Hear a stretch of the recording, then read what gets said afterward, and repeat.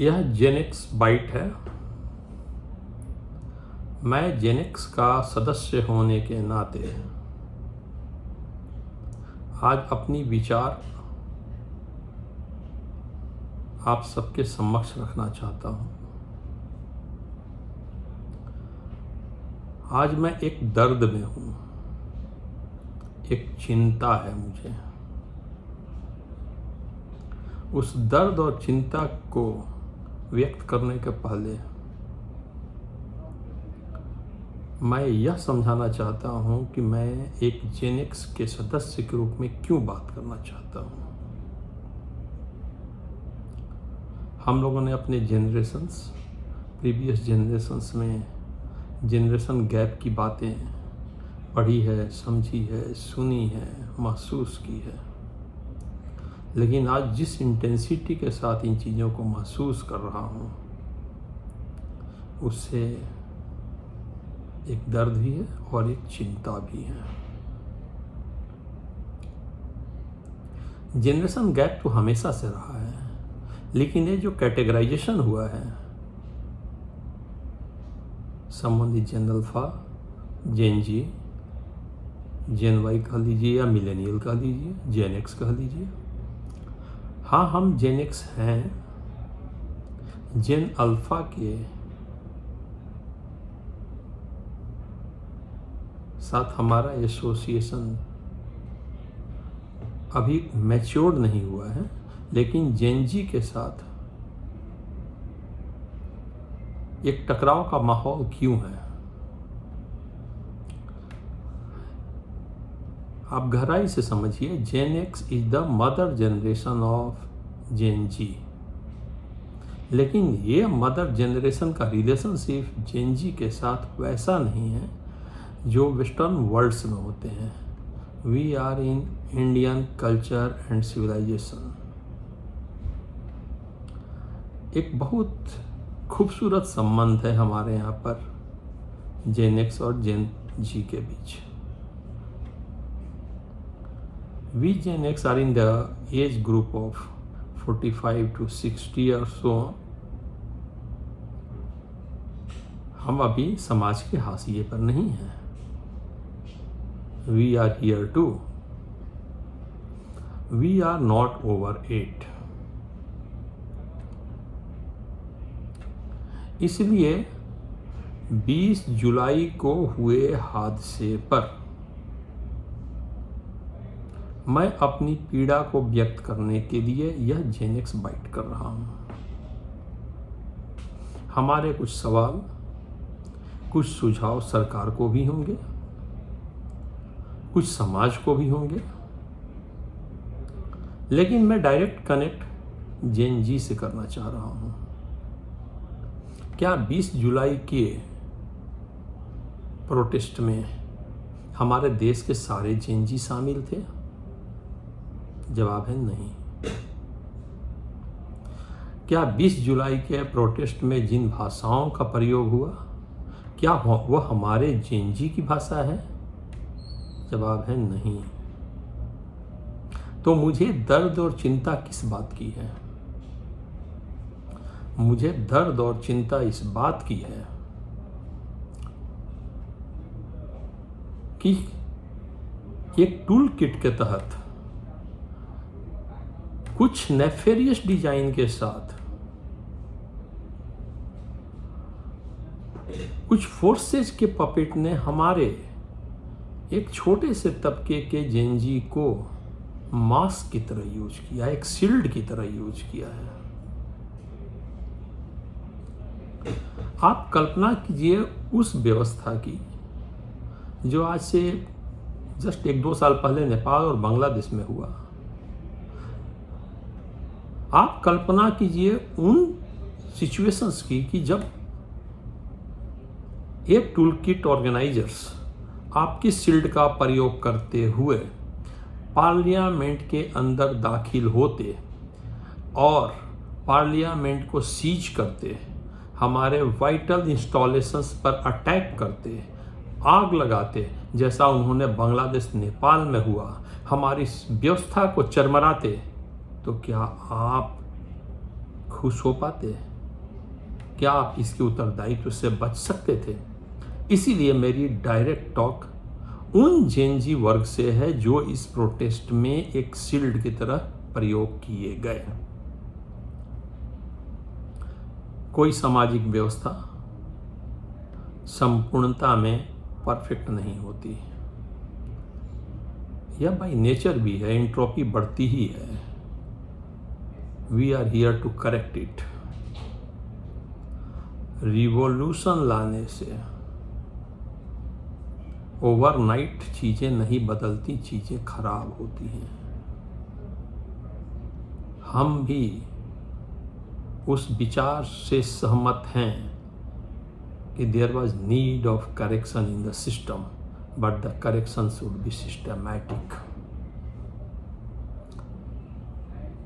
हम लोग उस जनरेशन से आते हैं जिन्होंने चीज़ों को बदलते बनते ग्रो करते देखा है, अपनी आंखों के सामने उसको डिस्ट्रॉय होते हुए नहीं देख सकते। एक पूरे जेनजी समुदाय की अगर बात करें हम, इस समुदाय की सबसे बड़ी स्ट्रेंथ है इनकी अंदर एनर्जी है, इनके अंदर चीज़ों को विजुअलाइज करने की इमेंस कैपेसिटी है, मोबिलाइजेशन की कैपेसिटी है। They are extremely good in networking on social media and other things. They are extremely good in communicating.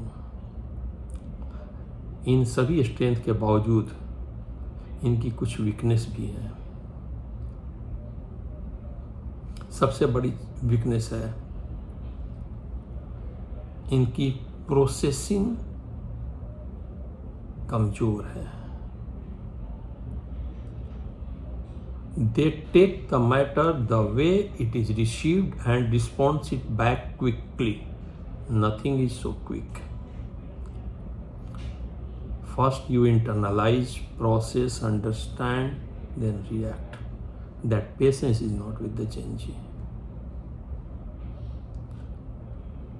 या मैं इनकी कमी की बात नहीं कर रहा। This is the limitations at this age when we were young. At that time also we did not have patience.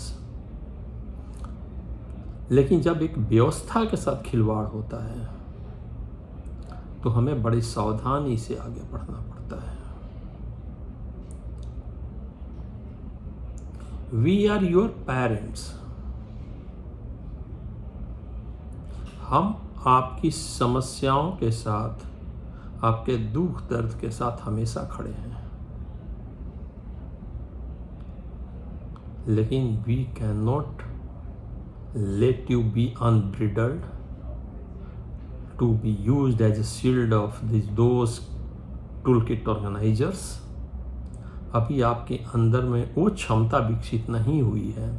आप ये महसूस करो कि यह आपकी डिमांड है या आपके दिमाग के अंदर डिमांड जनरेट की जा रही है।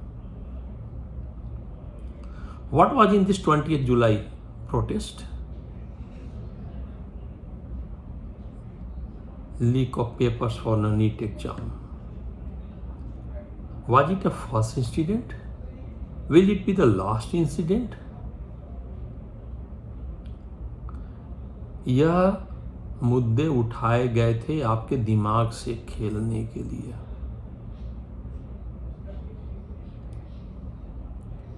जिस दिन आप इन लोगों को पहचान सकोगे तब आप समझोगे आप किसके इशारों पर घूमते रहे। इसकी रियलाइजेशन आप लोगों को हो रही है, लेकिन यह रियलाइजेशन कुछ समय के बाद हुई। ऐसा क्या हुआ, हमारे बच्चे, जेनजी बच्चे को जिन पुलिस वालों ने पिटाई की, वो पुलिस वाले भी जेन एक्स के थे। आप उनके बच्चे की तरह थे। उन्हें क्या जरूरत थी आपको मारने की? और ऐसी क्या जरूरत पड़ी कि आपने इस जेन एक्स के पुलिस वालों की पिटाई की? या किसी तरह से जस्टिफिएबल सिचुएशंस नहीं थे। Once again, I will request those Gen Z who were present in that protest, those Gen Z who are still sympathizer of that cause, and उन Gen Z को भी जो sympathizer नहीं है, जो इसे अपने आप को अलग रखते हैं, चीज़ों की गंभीरता को समझें। एक बार सामाजिक, राजनीतिक, राष्ट्रीय व्यवस्था डिस्टर्ब हो जाएगी। इसको सुधरने में बहुत वक्त लगेगा। We are a country of the high demography. इसके टूटने और बिखरने में वक्त नहीं लगेगा।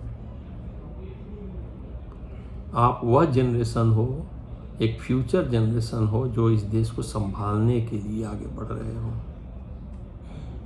अपनी जिम्मेदारियों को समझिए। उम्मीद है आप लोग इन बातों को एक जेनेक्स की बाइट की तरह लेंगे, एक दिल की आवाज़ की तरह लेंगे, उसकी पीड़ा को महसूस कर सकेंगे। अब हमारा, आप सजेशन कह लीजिए, एडवाइस कह लीजिए, कॉशन कह लीजिए, सरकार के लिए है।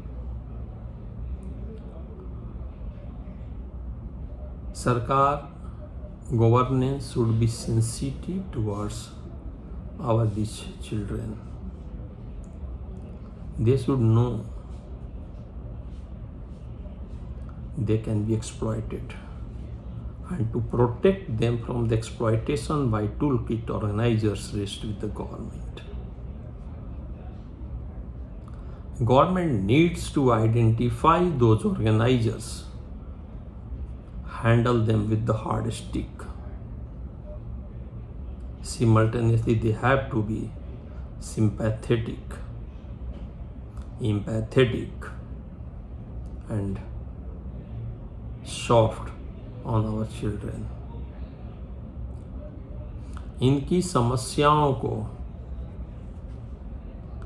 बड़े सेंसिटिव तरीके से सरकार को हल करने का प्रयास करना चाहिए। उम्मीद है सरकार तक भी यह बात पहुंचेगी। Thank you very much.